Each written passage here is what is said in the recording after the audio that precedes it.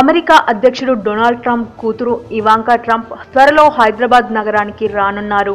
హైదరాబాద్లోని హైటెక్స్లో నిర్వహించబోయే అంతర్జాతీయ సదస్సుకు ప్రత్యేక గెస్ట్గా హాజరవబోతుంది ఇవాంకా ట్రంప్. అయితే ఇప్పటికే మన ప్రభుత్వం నగరంలోని వ్యాపార సంస్థల్లో అనేక అభివృద్ధి కార్యక్రమాలు చేపట్టి మార్పులు తేవడంతో దేశ విదేశాల నుండి వ్యాపారవేత్తలు ఆసక్తి చూపుతున్నారన్న విషయం మనకు తెలిసిందే.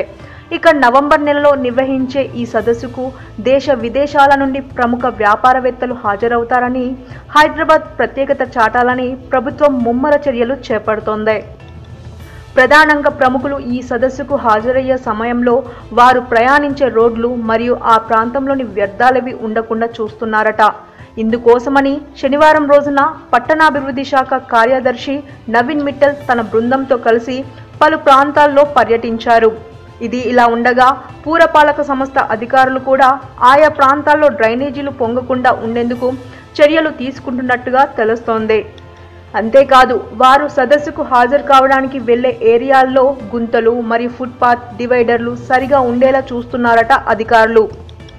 అయితే ఈ విషయం ప్రజల దృష్టికి వెళ్ళగానే ఇలాంటి సదస్సులను ఇంకా జరిపి హైదరాబాద్ను దేశంలోని మహానగరంగా చేయాలని తెలంగాణ ప్రభుత్వం పట్ల ఆనందం వ్యక్తం చేస్తున్నారు. For more interesting updates please subscribe to our channel.